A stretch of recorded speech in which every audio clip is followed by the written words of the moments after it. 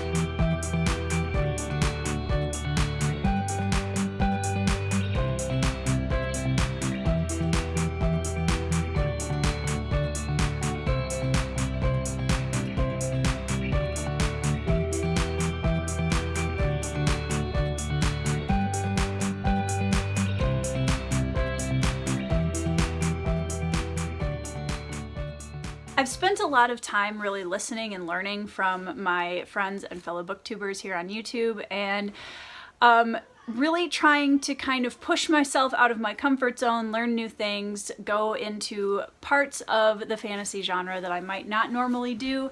And so I did pick up a couple of books at the bookstore that I would have totally run right past even like 2 months ago.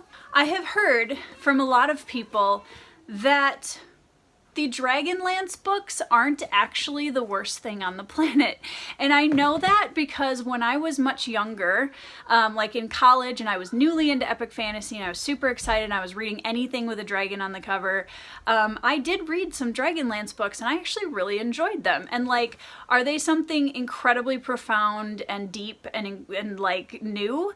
Not necessarily, but that doesn't mean that they're not a really enjoyable read. Drizzt is a character that a lot of people talk about in these books, the Dark Elf, and so I found a couple just to try. This one I know Drizzt is in, and this is The Thousand Orcs, which is book 1 of the Hunter Blades trilogy. I realize that this is not like the starting place for Drizzt, but y'all can enlighten me in the comments because I really don't know. And the other one that I got is an older one, Kindred Spirits, The Meetings, Sextet Volume 1, and this is by Mark Anthony and Ellen Porath. The next one that I found was I picked up Prince of Fools by Mark Lawrence, and this is the Red Queen's War trilogy, I believe it's trilogy, book 1. I wanted to give Mark Lawrence another shot. I wanted to try another book of his. I don't know that he'll be an author that I'll read extensively going into the future after this, but Prince of Fools sounded like an interesting concept, and I just thought that I would grab it and give it a try.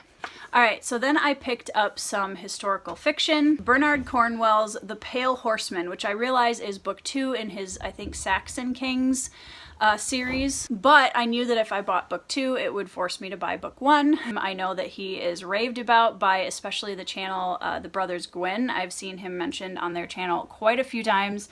And I do love some historical fiction. I have kind of had a sabbatical from reading it, and I'm definitely ready to jump back in. I'm excited to check this series out and have my first foray into Bernard Cornwell's work. Then the last 2 books that I picked up at the half-price bookstore were 2 Lisa C. novels that I have not read yet. She wrote The Tea Girl of Hummingbird Lane and also Snowflower and the Secret Fan, both of which I read in this last year and absolutely loved. She's a masterful storyteller. She weaves in some incredible, rich Asian culture and history into her books. I don't normally cry in books like this. She had me bawling at the end of both of her books. So I picked up The Island of Sea Women and Shanghai Girls, both by Lisa C. I am very excited to read these in between my fantasy series. And now a brief appearance by my husband, who also picked up some books at Half Price Books, and he's going to tell you what he bought. Take it away, Ben. I got these 3 books here. The first of which I didn't even see on the shelf Tori picked it out. Pirate Freedom by Gene Wolfe. I'm a big Gene Wolfe fan, and I didn't even know he wrote a pirate book, but it looks like it's everything you would imagine, and I can't wait to try it.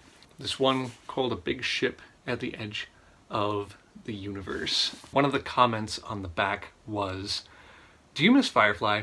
Do you want it back? Well, sorry, not gonna happen, but this book is close." I'm also going to just come in to mention that the person who said that was Nicholas Ames, the author of The Kings of the Wild, and like both Ben and I read that, and if anything is going to get us both to read a book immediately, it is the fact that Nicholas Ames is basically equating this to Firefly, which is one of our favorite TV shows of all time. Last one is Anansi Boys by Neil Gaiman. I'm also a big Neil Gaiman fan, so I actually don't know anything about this, though, so I look forward to reading it. All right, back to Tori. I like how you're like, I got this book, and it sounds good. I like Neil Gaiman. Bye. So on top of the books that I got at the bookstore, these are all of the books that I have gotten in the mail from thrift books / other eBay shops in the last, like, I don't know, month, not even month. The first one is a self-published fantasy called The Blood of Outcasts by D.A. Smith. This book was sold to me as the author's love letter to Rurouni Kenshin. As I said in my TBR video, I don't really need a bigger sell than that, to be honest, because I'm definitely interested to see how he handles this kind of gender bender nod to Rurouni Kenshin and the Legend of the Batosai and all of that. Next up, we have The Justice of Kings by Richard Swan. This is a book that I have seen around BookTube, and a lot of people have really, really liked it. And I honestly liked the cover.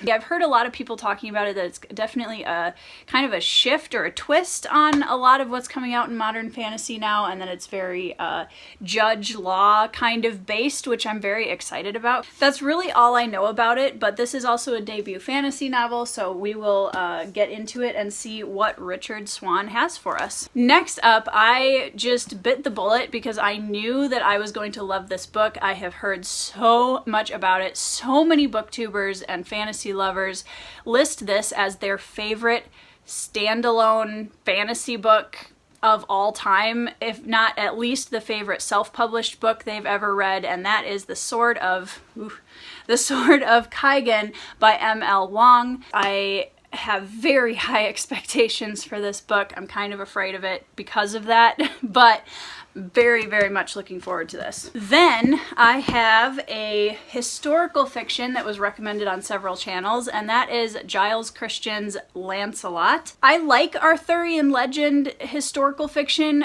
I mean, as we all know, it can get old when it's done the same way over and over again, and I have heard from several people, not to name any names, but Patrick Leo and the Brothers Gwyn, that this is definitely one of the best, and that it is worth reading, and it kind of presents the Arthurian tale of Lancelot and his character in a completely different way, and I'm here for that. And then, last but not least, we have Anthony Ryan, this ring light, man. Anthony Ryan's Blood Song, which is book 1 in The Raven's Shadow. This one sounds kind of warrior school-esque. A young man is dropped off by his father at this place where he is taught how to be a warrior, and he has to give up his birthright and all of this stuff. It sounds like it's going to be right up my alley as far as the style and characters. And yeah, that is the end of the stack. We got through it all, guys.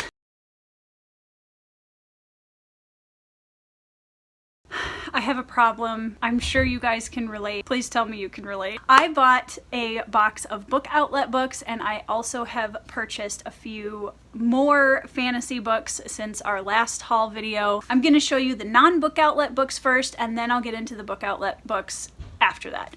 The first one that I finally broke down and bought was The Forgetting Moon by Brian Lee Durfee. I have watched Mike's Book Reviews do his review on this book. I have heard enough about it at this point that I know it's something that I need to read, and BookOutlet had the second book for like a ridiculous price. So I was like, you know what? Next up, we went to Barnes & Noble today to pick up a gift for a cousin of mine, and I have been kind of asking around the Forgotten Realms crowd what is a good Drizzt book to start with, and I was told to get either The Crystal Shard or Homeland, and apparently Homeland is kind of the genesis of Drizzt's story. He is a dark elf who is much beloved in the fantasy community. So I picked up a copy of Homeland at Barnes & Noble. I watched Andrew's video on the Threadlight trilogy. He is from Andrew's Wizardly Reads. I'll link him down below in the description.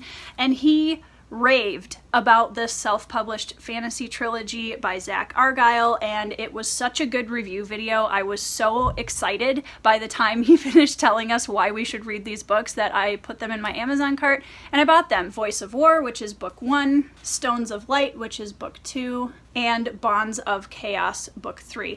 I have to say, these covers are amazing, especially, like, they're all amazing, but look at book 3. Look at this cover, you guys. Like, tell me that does not immediately tell you I need to pick this book up, because what? All right, the next book that I purchased off of Amazon was Pawn's Gambit by Rob J. Hayes. I read Never Die last month and really, really liked it.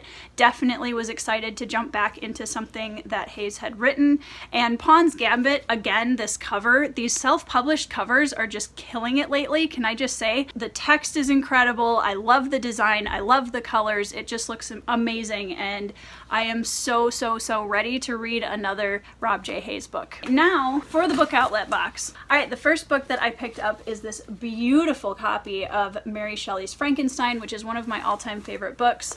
I originally thought this was leather. It's not. It's more of kind of a, like, it's a soft cover, so I'm not entirely sure what it's made out of. There is a little green bookmarker ribbon at the bottom, and I just absolutely love that cover. It's beautiful. I couldn't resist. Next up, I have The Wolf's Call by Anthony Ryan. This is book 1 in A Raven's Blade, which I believe is a trilogy. Correct me if I'm wrong on that. Very excited to read Anthony Ryan. I'm guessing, just from what I've heard, that he's going to be very much in my wheelhouse of what I like in fantasy. We will see, but I'm very excited to get into some of his work. Next, I bought a kind of a research book, and this is Commandos, The Making of America's Secret Soldiers from Training to Desert Storm.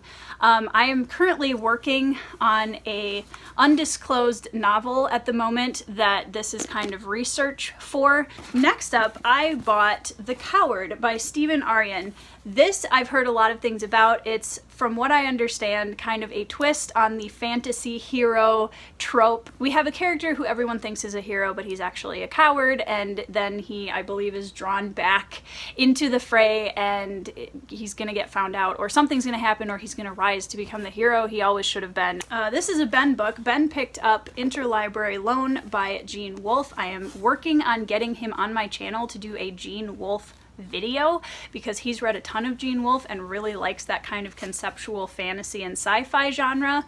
That's not my cup of tea, but Ben absolutely loves it, so I would love to get him to do a video on it, because I know there's some Gene Wolfe fans out there in the fantasy community. We have this giant book. Here is The Blackest Heart. This I'm very excited to read as well. This is the sequel to The Forgetting Moon. These are chunker books, you guys. Like, I don't even know. What are we looking at here? This is like a 900-page book. That's a commitment right there. This is Horseman by Christina Henry. One of my favorite non-adult books is Lost Boy by Christina Henry, which is a very, very dark, mild horror retelling of Peter Pan, and it's a very strong twist on the original tale. Christina Henry has written a bunch of these kind of twisted fairy tales, and The Horseman really piqued my interest since it's a darker twisted retelling of The Legend of Sleepy Hollow, which is already pretty dark, so, you know, I don't know what she's gonna do with it, but I'm very much along for the ride and ready to see. Then I have The Things They Carried by Tim O'Brien. This is a book that details the war in Vietnam, and I have family members who fought in the Vietnam War, And I know a lot of the things that they went through and a lot of the things that they went through when they came back from the Vietnam War. Last but not least, we have The Red Palace by June He. It's set in Korea in a palace, and it's kind of a soft thriller from what I was understanding. And there's a young woman who I believe is a maidservant. She gets caught up in some pretty dark goings on at the palace. This is definitely something that is up my alley as far as things that I enjoy. I also bought this last week and got it, I forgot because it was sitting somewhere else on my shelf, Norse Mythology by Neil Gaiman.